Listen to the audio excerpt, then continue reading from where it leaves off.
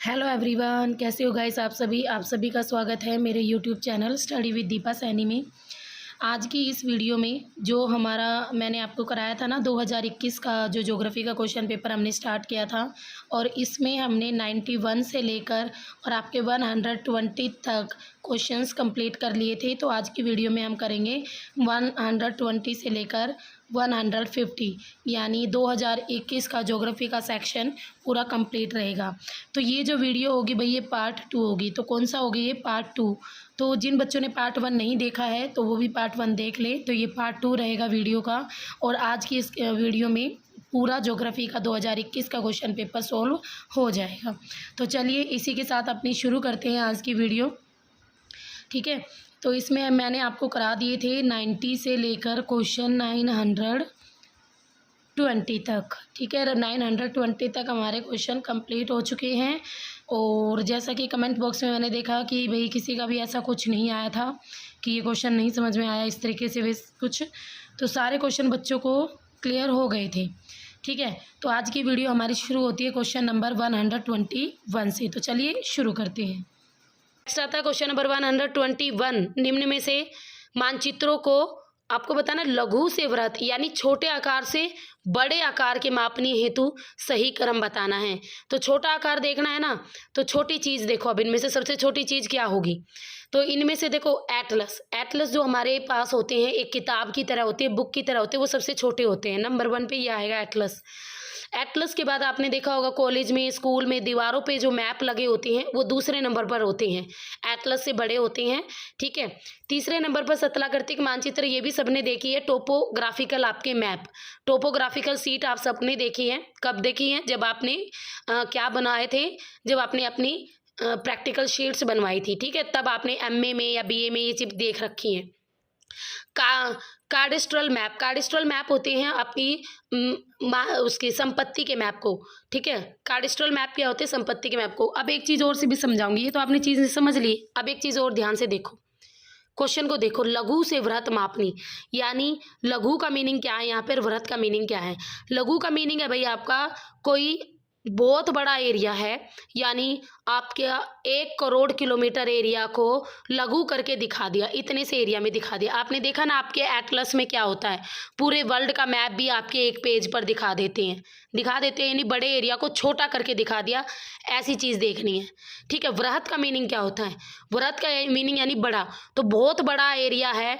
ठीक है, बहुत बड़ा एरिया है, बड़ा बड़ा बड़ा होता है ना, यानी आपका बिल्कुल छोटा सा एरिया और उसको बहुत बड़ा करके दिखा दिया।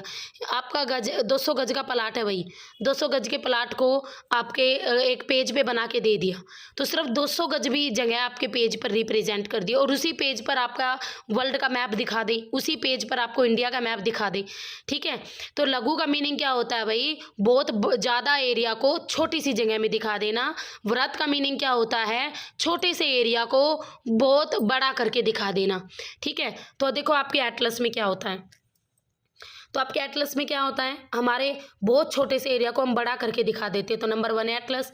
फिर एटलस से बड़ा होता है दीवारी मानचित्र, उसमें भी आपके बहुत ज़्यादा एरिया को बड़ा छोटा करके दिखा देते हैं, यानी वर्ल्ड का मैप हम एक ही मैप में देख लेते हैं दीवार पे। तो नंबर 2 सतलाकृतिक मानचित्र, टोपोग्राफिकल सीट, उसमें एरिया देखो अब एरिया धीरे धीरे कम होता जा रहा है। एटलस में ज़्यादा एरिया था, दीवारी मानचित्र में थोड़ा कम एरिया और बड़ा दिखा दिया, बड़ा करके। सतलाकृतिक मानचित्र में फिर थोड़ा कम एरिया, यानी आपको किसी जिले का टोपोग्राफिकल सीट दे दी जाती है, किसी गांव की दे दी जाती है, तो पर्टिकुलर एक गांव को, एक डिस्ट्रिक्ट को बड़ा करके दिखा दिया।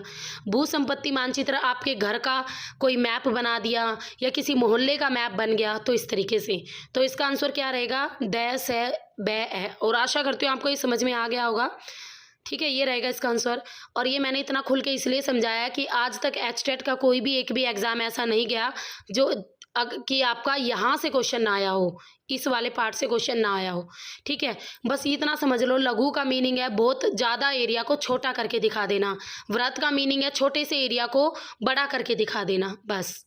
ठीक है, नेक्स्ट आता है क्वेश्चन 122। आपको दोबारा अगेन मैच हीट करना है, और बहुत आसान सा क्वेश्चन था, बहुत सारे बच्चों को पता भी है। ठीक है, देखो भाई, लोहा इस्पात उद्योग आपके शिमोगा में है, कर्नाटक के शिमोगा में पड़ता है ये। एल्यूमिनियम प्रगलन उद्योग रेणुकूट में पड़ता है। ये फेमस खाने हैं, एग्जामिनर ने कोई ऐसी वैसी नहीं डाली, ये फेमस खाने हैं। एल्यूमिनियम की फेमस खाना है रेणुकूट। लोहा इस्पात उद्योग भी फेमस है शिमोगा में। तांबा प्रगलन उद्योग यानी तांबा को पिघलाने का उद्योग राजस्थान के खेतड़ी में है। मैंने आपको बहुत बार पढ़ाया है कि खेतड़ी की खान, तांबे की फेमस खान, खेतड़ी की खान। तो तांबे को पिघलाने का जो उद्योग है वो भी खेतड़ी में है। और आप सबको पता है मोटर गाड़ी के लिए फेमस तो है ही गुड़गांव। ठीक है, तो ये चारों थे। बिल्कुल आसान सा क्वेश्चन था, इतना ज़्यादा कुछ था नहीं। नेक्स्ट आता है क्वेश्चन नंबर 123। चौथाई डिग्री शीट यानी उदाहरण है 56 सही h/3 नंबर किस मापनी पर बनाए जाते हैं। तो देखो 123 ये आपकी किस मापनी पर बनाया जाता है, चौथाई सीट। चौथाई सीट तो आपको 1:2 लाख का चौथा हिस्सा लेना है यानी 50,000। तो राइट आंसर रहेगा 50,000। चौथाई डिग्री सीट के लिए आपका जो RF रहेगा वो 1:50,000 रहेगा। नेक्स्ट रहेगा क्वेश्चन नंबर 124। निम्न में से कौन सा गुण स्थलाकृतिक अंश चित्रों या मानचित्रों पर नहीं दर्शाया जाता है। उच्चावच, अपवाह तंत्र, वर्षा, मानव अधिवास। देखो ह्यूमन सेटलमेंट को भी हम दिखाते हैं, मैप में भरते हैं, रिलीफ भी भरते हैं ना, पर्वत दिखाते हैं, पहाड़ दिखाते हैं, अपवाह तंत्र भी भरते हैं यानी ड्रेनेज सिस्टम, गंगा नदी, ब्रह्मपुत्र नदी। कभी आपने वर्षा को दिखाया ऐसे ऐसे करके मैप में। तो स्थलाकृतिक अंश चित्रों पर यानी आपकी टोपोग्राफिकल जो शीट्स होती है ना उन पे कभी भी आपकी वर्षा को रिप्रेजेंट नहीं किया जाता, वर्षा को शोन नहीं किया जाता। तो right answer is rainfall. Next आता है क्वेश्चन नंबर 125। भारत में मृदा अपरदन की समस्या संबंधित है किससे। अत्यधिक मशीनीकरण वाली कृषि से। देखो भाई सिंपल सी बात है, भारत इतना आगे कहाँ है अभी एग्रीकल्चर में कि यहाँ बहुत ज़्यादा मशीनीकरण है। तो ये ऑप्शन तो आपका गलत है। तो मृदा अपरदन की ये वजह तो है नहीं। सेकंड देखते हैं शीतकाल वर्षा मावट से। शीतकाल वर्षा मावट से। तो भाई देखो सिंपल सी बात है, शीतकाल वर्षा मावट हमारे यहाँ सर्दियों में इतनी ज़्यादा वर्षा नहीं होती कि मृदा अपरदन हो जाए। ठीक है, बट देखो एक क्वेश्चन और सोल्व हो रहा है यहाँ पर। भारत में जो सर्दियों में बारिश होती है उसे मावट कहते हैं। क्या कहते हैं, मावट कहते हैं। ये याद रखना, ये क्वेश्चन पूछा जाता है स्टेट के एग्जाम में। तीसरा है भाई वनों की अत्यधिक कटाई से। बिल्कुल करेक्ट, हमारे यहाँ वन बहुत अधिक काटे जा रहे हैं जिससे मृदा अपरदन बढ़ रहा है। चौथा है अति पशुचारण से। ये भी बिल्कुल करेक्ट, क्योंकि जो पशुओं के खुर है वो मिट्टी को ढीला कर देते हैं और धीरे धीरे मिट्टी अपरदित होनी शुरू हो जाती हैं। तो से और the is correct option. Next आता है क्वेश्चन नंबर 126। निम्न में से किन राज्यों में कोटि आकार नियम के विपरीत उच्च प्राथमिकी पाई जाती हैं। उच्च प्राथमिकी पाई जाती हैं राजस्थान में नहीं, उत्तर प्रदेश में नहीं, पश्चिम बंगाल और महाराष्ट्र। बिल्कुल करेक्ट, तो से और द इसका राइट आंसर रहेगा। नेक्स्ट आता है भाई क्वेश्चन नंबर 127। यहाँ पर आपको दिए गए हैं कुछ इंस्ट्रूमेंट और आपको कुछ फेनोमिना दी गई हैं। आपको बताना है किस चीज़ को किसके द्वारा मापा जाता है। ओके, देखो पवन की दिशा को मापा जाता है वात दिग्दर्शी के द्वारा। वर्षा मापी को मापा जाता है वर्षा की मात्रा को। वर्षा की मात्रा को मापा जाता है वर्षा के मापने यंत्र के द्वारा, जिसे रेन गेज भी कहते हैं। कई बार ऑप्शन में रेन गेज लिखा होता है। ठीक है, तो रेन गेज याद रखना। Rain gauge amount of rain. वात दिग्दर्शी यानी विंड वेन से विंड की डायरेक्शन माप ली। 6 का अधिकतम और न्यूनतम ताप मापी, इसके द्वारा क्या मापा जाता है। देखो एक तो आपको रिलेटिव ह्यूमिडिटी, रिलेटिव जो ह्यूमिडिटी है हमारी, ठीक है, जो रिलेटिव हमारी ह्यूमिडिटी है, वेट और ड्राई जो बल्ब थर्मोमीटर होता है, सापेक्षिक आर्द्रता को बल्ब तापमापी थर्मोमीटर के द्वारा मापा जाता है। और 6 का अधिकतम और न्यूनतम तापमान से दैनिक तापमांतर हम मापते हैं। डेली का हमारा जो टेम्परेचर होता है वो मापा जाता है। वात दिग्दर्शी से पवन की दिशा, वर्षा मापी से वर्षा की मात्रा। तो ये था इसका सही मिलान। नेक्स्ट आता है भाई question number 128। Okay, remote sensing से रिलेटेड क्वेश्चन है। स्थानिक सूचना तकनीक में आंकड़ों को प्राप्त करने, प्रबंधित करने, इनके विश्लेषण हेतु निम्न में से किन्हें सम्मिलित किया जाता है। इन कूटों में से सही उत्तर चुनना है। एरियल फोटो, उपग्रह सुदूर संवेदी चित्र, जीपीएस या जीआईएस। देखो इस क्वेश्चन में आपको जीपीएस और जीआईएस की फुल फॉर्म दी गई है जो कि एग्जाम में बार बार पूछी जाती है। दोनों आ चुकी है स्टेट के एग्जाम में। ठीक है, तो दोनों आपको लर्न होनी चाहिए। ठीक है, कि जीपीएस की होती है ग्लोबल पोजिशनिंग सिस्टम और जीआईएस जियोग्राफिकल इंफॉर्मेशन सिस्टम। अब यहाँ पर बताना है कि हमारे जो स्पेशल इंफॉर्मेशन टेक्नोलॉजी में इनमें से क्या क्या इंक्लूड होता है। ठीक है भाई, क्या क्या इंक्लूड होता है तो ये आपको बताना है। एरियल फोटो, देखो जब भी हमें कोई सूचना लेनी है तो सबसे पहले हम एरियल फोटोग्राफी होती है, हो गई। फिर उपग्रह सुदूर संवेदी चित्र, यानी आपके रिमोट सेंसिंग से इमेजनरी ली जाती है, बिल्कुल करेक्ट। फिर आपका जीपीएस सिस्टम भी यूज होता है, ये भी बिल्कुल करेक्ट है, कौन सी जगह जाना, कहाँ की पिक्चर है, इस तरीके से।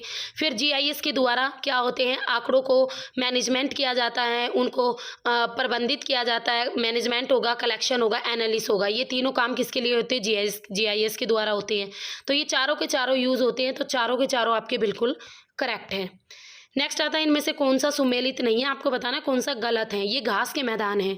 ऑस्ट्रेलिया में आपके शीतोष्ण कटिबंधीय घास के मैदानों को डाउन्स कहते हैं, बिल्कुल करेक्ट। अफ्रीका, दक्षिण अफ्रीका में वेल्ड कहते हैं, करेक्ट। अर्जेंटीना में पंपास कहते हैं, बिल्कुल करेक्ट।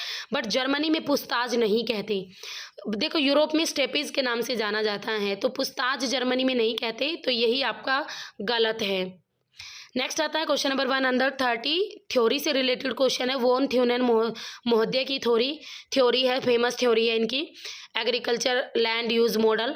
तो इनमें उन्होंने ना कई पेटियां दी थी, 5 या 6 थी लगभग, ठीक है। तो इन्होंने पूछा है कि भाई बताओ दूसरी पेटी में क्या होगा। तो खाद्यान्न उत्पादन, ये तो जाके तीसरी चौथी पेटी में होता था। पशुपालन उद्योग, ये अब हम बात करें नज़दीकी होता था। बंजर भूमि, ठीक है, ये भी दूर होता था। जलाऊ लकड़ी उत्पादन, ये भैया आपका होता था दूसरी पेटी में, दूसरी पेटी में होता था जलाऊ लकड़ी उत्पादन।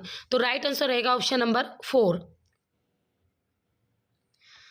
नेक्स्ट आता है क्वेश्चन नंबर 131, मूल चट्टानें हैं और आपको बताना है कौन सी चट्टान किस में चेंज हो गई, ठीक है। कौन सी चट्टान आपकी किस में चेंज हो गई, चलो देखते हैं भाई। गैब्रो, तो गैब्रो तो चेंज होती है आपकी सरपेंटाइन में, किस में चेंज होती है, सरपेंटाइन में। अब्रक, अब्रक तो भैया आपका बनता है क्या, सिस्ट, अब्रक सिस्ट में होता है। शैल सिस्ट में भी होती है और स्लेट में भी होती है, दोनों में होती है, बट अब्रक सिस्ट में होता है, तो हम अब्रक का आंसर करेंगे सिस्ट, और शैल का करेंगे शैल का करेंगे स्लेट। चूना पत्थर तो सबको पता है संगमरमर, तो right answer option number A ही हो जाएगा। नेक्स्ट आता है क्वेश्चन नंबर 132, उज यानी ये ओशनोलॉजी से रिलेटेड है, समुद्र विज्ञान से रिलेटेड टॉपिक है। उज निक्षेपों में कणों का आकार क्या होता है। तो समुद्र में जो ग्लोबिजेरिना, लाल पंख, नीली पंख, रेडियन, तो ये सारी जो उज पाई जाती हैं, इनमें छोटे छोटे कण होते हैं, बिल्कुल महीन कण भी होते हैं और मोटे भी होते हैं। तो इनमें कणों का आकार पूछा गया है। तो भाई इसमें जो आपके कणों का आकार होता है ना, इनके बिल्कुल अंदरूनी कणों का आकार बहुत ज़्यादा छोटा होता है, वो 0.005 मिलीमीटर से भी कम, तो बहुत ज़्यादा कम होता है। तो राइट आंसर रहेगा ऑप्शन नंबर 4। नेक्स्ट आता है क्वेश्चन नंबर 133, यहाँ पर आपको कुछ सूचांक दिए गए हैं, आपको बताना है कौन सा सूचांक कब स्टार्ट हुआ था, ठीक है। आपको बताना कौन सा सूचांक कब स्टार्ट हुआ था। तो चलिए करते हैं इसे सोल्व। ओहो, एक तो ऊपर ही रह गया, हाँ जी। तो लिंग विकास सूचांक, देखो लिंग विकास सूचांक सबसे पहले बना था इनमें से, तो 1995 में बना था। मानव गरीबी सूचांक, ये सब, इन सब से है ना क्या निकाला गया था भाई, लिंग अनुपात निकालने के लिए, गरीबी का पता लगाने के लिए। तो टाइम टू टाइम गवर्नमेंट के द्वारा ये सारे बनाए गए थे। तो आपका मानव गरीबी सूचांक बना था 1997 में। तकनीकी उपलब्धि सूचांक ये बना था 2001 में, और असमानता संशोधित मानव विकास सूचांक बना था 2010 में। तो राइट आंसर होगा ऑप्शन नंबर 3, ठीक है। नेक्स्ट आता है किस देश में सर्वाधिक अंतर्राष्ट्रीय अप्रवासियों यानी इमिग्रेंट्स की जनसंख्या पाई जाती है। देखो सबको पता है, सब कहते हैं डंकी मारना हमने तो हमें ना पढ़ना। आजकल के बच्चों की जो थिंकिंग है वो यही है, नहीं पढ़ना, डंकी मार के जाएंगे, कहाँ जाएंगे, अमेरिका जाएंगे। तो सबसे ज़्यादा अप्रवास यानी सबसे ज़्यादा लोग कहाँ जा रहे हैं भाई, यूएसए जा रहे हैं, यूएसए यानी अमेरिका। तो right answer is America. Next आता है क्वेश्चन नंबर 135, निम्न में से कौन सा लोहा इस्पात उद्योग से रिलेटेड नहीं है, बताना है आपको। देखो टोक्यो योकोहिमा प्रदेश जापान का है, फेमस उद्योग है, यहाँ पे लोहा और इस्पात उद्योग है, इंडस्ट्रीज़ हैं। और पिट्सबर्ग में भी इंडस्ट्रीज़ है, फेमस आपके यहाँ लोहा इस्पात केंद्र है ये। और ये यूराल भी आपका, ठीक है, ये भी यूराल जो यूराल पर्वत के पास है, ये भी फेमस एरिया है। बट मध्य ऑस्ट्रेलियाई प्रदेश, यहाँ पर लोहा और इस्पात उद्योग नहीं है। मध्य ऑस्ट्रेलियाई प्रदेश में आपकी जो डेजर्ट एरिया है वो पड़ जाता है।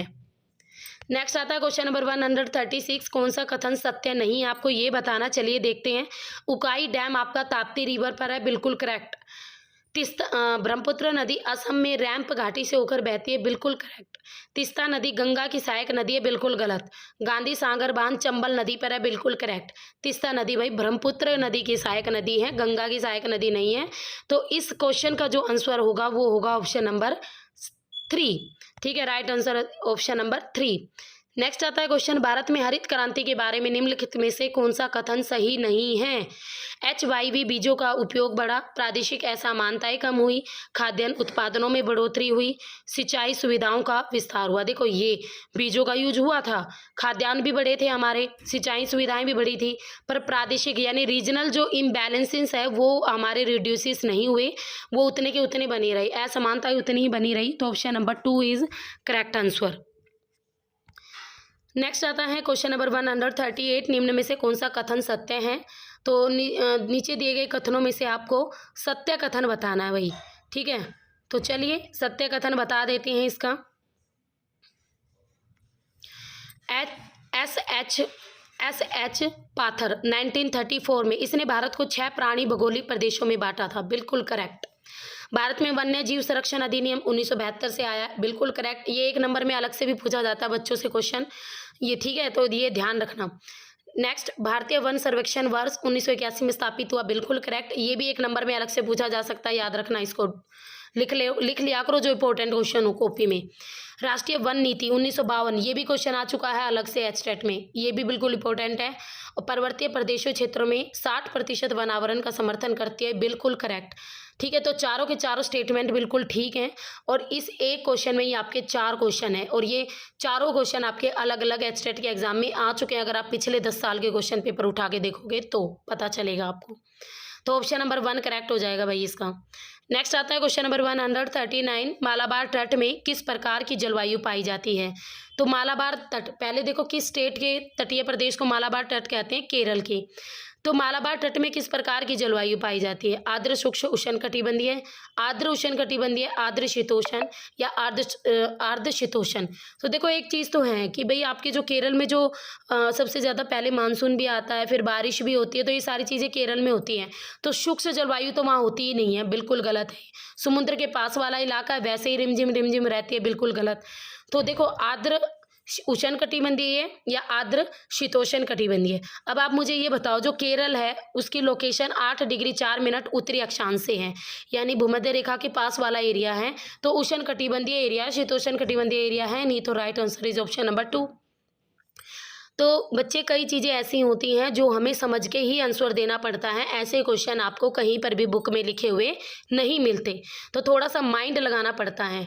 इसलिए कई बच्चों का एचटेट क्रैक नहीं होता, क्योंकि आप कंसेप्ट को जब तक समझोगे नहीं तब तक एचटेट क्रैक नहीं कर पाओगे। और अगर आपको कंसेप्ट को डिटेल में समझना है और जिस तरीके से मैंने आपको पेपर करा रही हूँ ऐसे ही चीज़ों को डिटेल में पढ़ना है कंसेप्ट को समझ के, तो आप अचीवर्स अकेडमी पर जा सकते हो। वहाँ पर पीजीटी और नेट ज्योग्राफी का पेड कोर्स अवेलेबल है। अभी भी एचटेट के एग्जाम में नियर बाय आपका 1 मंथ है, आपकी अच्छी तैयारी हो सकती है। डेली की आप 3 वीडियो भी देखोगे तब भी आप एचटेट क्रैक कर सकते हो। तो पीजीटी और नेट का कोर्स अचीवर्स अकेडमी पर अवेलेबल है, तो आप वहाँ पर जाकर कोर्स परचेज कर सकते हो। अब हमें बताना भाई निम्न में से कौन सा बिल्कुल करेक्ट है। ठीक है, क्या सारे के सारे में से बताना कौन सा आपका जो है बिल्कुल करेक्ट है। तो चलिए देख लेते हैं। भारतीय क्लाइनोमीटर होता है भाई, जिसके द्वारा क्या होता है, दूर स्थित दृश्यों की ऊंचाई ज्ञात करने के लिए उपयोग में लाया जाता है। ये बिल्कुल ठीक है भाई, जो क्लाइनोमीटर का यूज होता है, जो आपके जितने भी हाइट है, ठीक है, और ऑब्जेक्ट की हाइट को, जो दूर होते हैं ऑब्जेक्ट, उनकी हाइट का पता लगाने के लिए किया जाता है। दूसरा, ट्रफ कंपास प्लेन टेबल, इसका यूज होता है पूर्वाभिमुखीकरण के लिए, यानी ट्रफ जो कंपास है ये प्लेन टेबल ओरिएंटेशन होती है, इसमें यूज किया जाता है। ये भी बिल्कुल ठीक है आपका। प्रिज्मेटिक कंपास, अग्र और पिछ दिक्मानों, देखो मैं थोड़ा इंग्लिश वाला पोर्शन निकाल दूँ, दिख ही रहा पूरा, ठीक है। जो प्रिज्मेटिक कंपास होती है अग्र और पिछ दिक्मानों को पढ़ने के लिए उपयोग में लाया जाता है, ये भी बिल्कुल ठीक है। तो ए बैस है, तीनों कथन बिल्कुल ठीक है, तो ऑप्शन नंबर 1 हमारा करेक्ट हो जाएगा। नेक्स्ट आता है क्वेश्चन नंबर 141, निम्न में से कौन से प्रक्षेप पर भूमध्य रेखा नहीं दिखाई जाती? देखो बहुशंकु, इसमें भी भूमध्य रेखा आपकी दिखती है, ठीक है, बोन में भी दिखती हैं, त्रिविम में भी दिखती हैं। केंद्रक ध्रुवीय, जब आपका पोलर ही सेंटर होगा, पोलर ही सेंटर हो गया, पोलर एरिया को सेंटर बना दिया जाता है, तो उसमें आपकी इक्वेटर नहीं दिखती। तो राइट आंसर रहेगा भाई ऑप्शन नंबर 4। नेक्स्ट आता है question number 142। Mumbai Kolkata rail मार्ग पश्चिमी घाट के कौन से दर्रे से होकर गुजरता है? तो जो मुंबई कोलकाता रेल मार्ग है भाई, वो पश्चिमी घाट के थाल घाट से होकर गुजरता है। तो राइट आंसर इज थाल घाट। नेक्स्ट आता है क्वेश्चन नंबर 143। आपको फिर से कुटों को मैच करना है और सही उत्तर का पता लगाना है। ठीक है, तो चलिए मैच इट हो जाते हैं शुरू। मानचित्र का किया जाता है डिजिटाइजिंग की जाती है मानचित्रों को, मैप को। ठीक है, और जो उपग्रह के आंकड़े होते हैं उनका हम क्या करते हैं, आंकड़ों को स्कैन किया जाता है। आंकड़ों को उपयोग करने के लिए क्या किया जाता है, उन्हें स्कैन किया जाता है। डिजिटल और सारणी आंकड़ों को डेटा, इनका जो जितना भी डेटा होता है, ये जो टेबल्स होती हैं, ठीक है, टैबुलर जो डाटा होता है, डिजिटल डाटा होता है, इनको ट्रांसफ़र कर दिया जाता है। सॉफ्ट आइडिया के द्वारा की कोडिंग होती है, तो ये होगा ऑप्शन नंबर 1 इनका। ये सारी विधियाँ आपकी GIS में यूज़ होती है। आंकड़े को, मैप को डिजिटाइजिंग करके यूज़ किया जाता है। आंकड़ों, उपग्रह जो सैटेलाइट से जो आंकड़े मिलते हैं उनको स्कैन करेगा GIS के द्वारा, और जो टैबुलर आंकड़े होते हैं उनको ट्रांसफ़र कर दिया जाता है। सॉफ्ट आइडिया को की कोडिंग की जाती है। नेक्स्ट आता है क्वेश्चन नंबर 144। विश्व के कौन से महाद्वीप में सन 2000 से 2020 के दौरान सर्वाधिक जनसंख्या वृद्धि अनुभव की गई? भाई अफ्रीका। देखो आपसे पूछे सर्वाधिक जन्म दर अफ्रीका, सर्वाधिक मृत्यु दर अफ्रीका, सर्वाधिक जनसंख्या वृद्धि दर वाला कॉन्टिनेंट अफ्रीका। बार बार क्वेश्चन आता है। ठीक है, आई थिंक 2019 में भी, 2020 में भी, 21 में भी, 22 में भी ये अफ्रीका से रिलेटेड क्वेश्चन आया है। बार बार रिपीट होता है, बस थोड़ा सा ये सन वगैरह डाल के बच्चों को कंफ्यूज कर देता है। नेक्स्ट आता है question number 145। Call centre job किस प्रकार की आर्थिक क्रियाओं का भाग है? तो देखो कॉल सेंटर जॉब, और मैंने आपको पढ़ाया था प्राइमरी एक्टिविटी में तो आपकी एग्रीकल्चर से रिलेटेड आती है चीज़ें, और आपके खनन से और आपकी पशुपालन से रिलेटेड चीज़ें आती हैं। सेकेंडरी में आपका इंडस्ट्री एरिया आ जाता है भाई, ठीक है, जिसमें कच्चे माल से आप तैयार माल यानी प्रोडक्ट तैयार करते हो। तृतीयक में आपकी जितनी भी जॉब हैं वो आ जाती हैं, बैंकिंग वगैरह, कॉल सेंटर हो गई, जितनी भी अलग अलग टाइप्स की जॉब है वो सारी टेरिटरी में आ जाती हैं। क्वाटरनरी में आपकी आगे चल के चतुर्थक क्रिया में आपकी रिसर्च वगैरह और भी बहुत सारी चीज़ें जो होती हैं वो आ जाती हैं। तो तृतीयक क्रिया में आएंगी आपकी कॉल सेंटर जॉब। तो जितनी भी जॉब है वो सारी टेरिटरी में ही आती हैं। नेक्स्ट आता है क्वेश्चन नंबर 146। ये क्वेश्चन भी मैंने बार बार आपके साथ डिस्कस किया हुआ है। निम्न में से कौन सी सतह सर्वाधिक अल्बीडो दर्शाती है? तो सबसे अधिक अल्बीडो दिखाती है ना जो, वो है भाई ताजा गिरी बर्फ। अल्बीडो क्या होता है? अल्बीडो होता है रिफ्लेक्शन, यानी 32% जब हमारी अर्थ टोटल यूनिट्स का 20% जो टेम्परेचर है वो रिफ्लेक्ट कर देती है, तो उसे अल्बीडो कहते हैं। और ताज़ा गिरी बर्फ़ ऐसा है जो सबसे ज़्यादा रिफ्लेक्शन करती है। तो सबसे ज़्यादा अल्बीडो कौन दर्शाती है? ताज़ा गिरी हुई बर्फ़, सबसे ज़्यादा रिफ्लेक्शन होता है इससे। हाँ जी, ये है आपके सामने कुछ थ्योरीज, और ये कुछ विद्वान, आपको बताना कौन से विद्वान की कौन सी थ्योरी है। तो देखो वेबर का तो सबको पता है, minimum transport cost theory weber महोदय ने दी थी। ठीक है, और थ्योरी हम देख लेते हैं किसकी क्या थी। देखो भाई, वेबर महोदय का आपका न्यूनतम यातायात लागत सिद्धांत, ठीक है, और आपका होटलिंग का था बाजार प्रतिस्पर्धा सिद्धांत, यानी मार्केट कंपटीशन थ्योरी दी थी होटलिंग ने। स्मिथ महोदय ने दी थी भैया अधिकतम लाभ का सिद्धांत, स्मिथ महोदय का था मैक्सिमम प्रॉफिट का सिद्धांत। हुवर का था न्यूनतम उत्पादन लागत सिद्धांत। तो ऑप्शन नंबर 3 आपका करेक्ट हो जाएगा। वेबर महोदय का न्यूनतम यातायात लागत सिद्धांत, जो कि मैंने भी आपको पढ़ा रखी है। होटलिंग थ्योरी मार्केट आपकी कंपटीशन थ्योरी। स्मिथ की थी अधिकतम लाभ का सिद्धांत। हुवर का था न्यूनतम उत्पादन लागत सिद्धांत। ठीक है, नेक्स्ट आता है क्वेश्चन नंबर 148। यहाँ पर आपको स्थानांतरित कृषि के शिफ्टिंग एग्रीकल्चर के कुछ टाइप दे दिए हैं, आपको बताना है, और कुछ एरियाज के नाम दे दिए हैं। तो चलिए देखते हैं। तो मध्य अमेरिका और ब्राज़ील, ये उल्टा सीधा दे दिया भाई, क्षेत्र ये हैं और स्थानांतरित कृषियों के नाम ये हैं। तो एग्जामिनर भी गलती करता है, देख लो, और हमें 1 नंबर देने में रोकता है। मध्य अमेरिका और ब्राज़ील, श्रीलंका, मलेशिया, भारत। देखो भारत में वैसे तो जूमिंग कहते हैं, और भारत के उत्तर पूर्वी जो राज्य हैं उसमें शिफ्टिंग एग्रीकल्चर को जूमिंग कहते हैं, बट पोड़ा के नाम से भी जानी जाती हैं। तो आप देखो ध्यान से भाई, दै का 3 किस्में हैं, दै का 3 तो बहुत में है। चलो आगे देखते हैं। हाँ जी, मध्य अमेरिका और ब्राज़ील। तो देखो, अमेरिका में और ब्राज़ील में, श्रीलंका में बोलते हैं चेना, श्रीलंका में क्या बोलते हैं? चेना। अब देखो, बैक का 1-1 किसमें है? बैक का 1-1 इसमें है और 3 इसमें है, तो ये भी गलत, ये भी गलत, ये भी गलत। Right answer is option number 2। ए का 2 अमेरिका में, या देखो एग्जामिनर पूछे भाई मध्य अमेरिका में बताओ, ब्राज़ील में बताओ, मैक्सिको में बताओ, तो जितने भी आसपास के देश हैं उन सब में मिल्पा के नाम से जानी जाती है स्थानांतरित कृषि। मलेशिया में लद्दाख के नाम से, लद्दाख के नाम से जानी जाती है। भारत में पोड़ा, वैसे भारत में झूमिंग के नाम से सबसे ज़्यादा क्वेश्चन आया आज तक, पोड़ा इन्होंने डाला यहाँ। श्रीलंका में चेना के नाम से जानी जाती है। नेक्स्ट आता है क्वेश्चन नंबर 149, और ऐसा तो कभी हो ही नहीं सकता कि internal structure of the earth से एग्जामिनर क्वेश्चन ना डाले, है ना। तो ये है internal structure of the earth से क्वेश्चन। लेहमान असंबद्धता पूछी है गाइस आपसे, लेहमान असंबद्धता जो कि आपके इंटरनल कोर और आउटर कोर के बीच पाई जाती है, लेहमान असंबद्धता। मेन तो आपकी दो होती हैं, एक तो गुटेनबर्ग है, एक मोहरोविसिस है, और 3 और होती हैं भैया, रैपिटी, लेहमान, ठीक है, और एक और होती है दिमाग में नहीं आ रहा अभी, रैपिटी, लेहमान, और एक और होती है, ठीक है। तो बस यहाँ पर आप सुन लो, अगर पढ़ना है किसी को तो स्टडी विद दीपा सैनी में पूरा टॉपिक 4-4 5-5 बार करवा रखा है मैंने ये वाला, तो वहाँ से देख लेना। लेहमान, रैपिटी, कानराड, हाँ जी, तीसरा वर्ड है कानराड, कानराड, रैपिटी, लेहमान, ठीक है। पहले आपके आउटर क्रस्ट और इनर क्रस्ट के बीच में कानराड, और अपर मेंटल और इनर मेंटल के बीच में रैपिटी, और आपका आउटर कोर और इनर कोर के बीच में लेहमान, ठीक है। और 2 और आती है मेन, वो होती है मोहरोविसिस और गुटेनबर्ग। तो इसका राइट आंसर रहेगा ऑप्शन नंबर 4। और भैया आज के पेपर का हमारा लास्ट क्वेश्चन, पेपर आपका इस क्वेश्चन के बाद समाप्त हो जाएगा, ठीक है। उससे पहले अगर अपनी अच्छी तैयारी करना चाहते हो तो अच्छे वेर अकेडमी के साथ जरूर जुड़िए। उसके साथ अगर एक चीज़ और मैं आपके साथ डिस्कस करना चाहती हूँ, ठीक है। ये आपका 2021 का क्वेश्चन पेपर था, अब इसके बाद 2022 और 23 का भी जल्दी आपके सामने आएगा, ताकि आपको क्वेश्चंस का लेवल पता चल जाए। तो थोड़ी अपनी तैयारी करना स्टार्ट कर दीजिए। अगर आप सोच रहे हो कि 15 दिन की तैयारी से मैं सेट क्रैक कर लूँगी, तो ये चीज़ नहीं होती, बहुत ज़्यादा स्ट्रगल करना पड़ता है। और वैसे भी आगे फेस्टिवल आने वाले हैं, अभी आपकी पढ़ाई का वक्त है, अभी पढ़ लोगे तो आपके लिए अच्छा रहेगा, है ना। और भाई मेरे चैनल को भी maximum like, share and subscribe कीजिए। मेरे चैनल का नाम है स्टडी विद दीपा सैनी। इस चैनल पर आपको ज्योग्राफी का बहुत सारा कंटेंट मिलेगा, जो आपकी बहुत अच्छी तैयारी हो सकती है जहाँ से, ठीक है, जहाँ पर आपको ज्योग्राफी के लिए भटकने की भी नीड नहीं पड़ेगी, ठीक है। तो ये मेरा चैनल है स्टडी विद दीपा सैनी।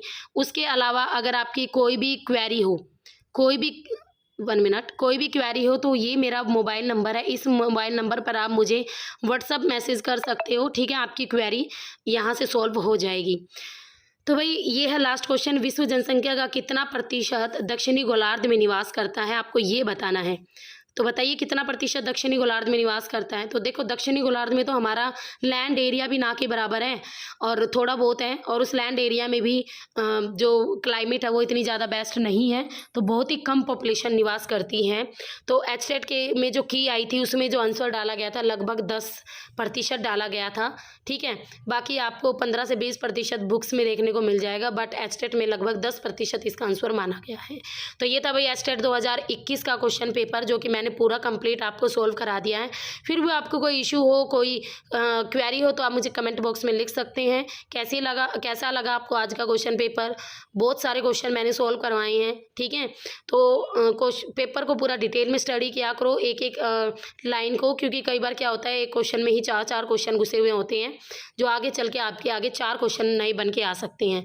तो फिर मिलेंगे, अपनी तैयारी इसी तरीके से अच्छे तरीके से करते रहना। फिर अगर कोई इशू हो या आपको लगे कि भाई आपको कोई प्रॉब्लम है, तो आप मुझे, मैंने व्हाट्सअप नंबर दे ही दिया है, वहाँ पर कांटेक्ट कर सकते हो। तो फिर मिलेंगी, तब तक के लिए have a nice day. Okay, bye bye, see you guys.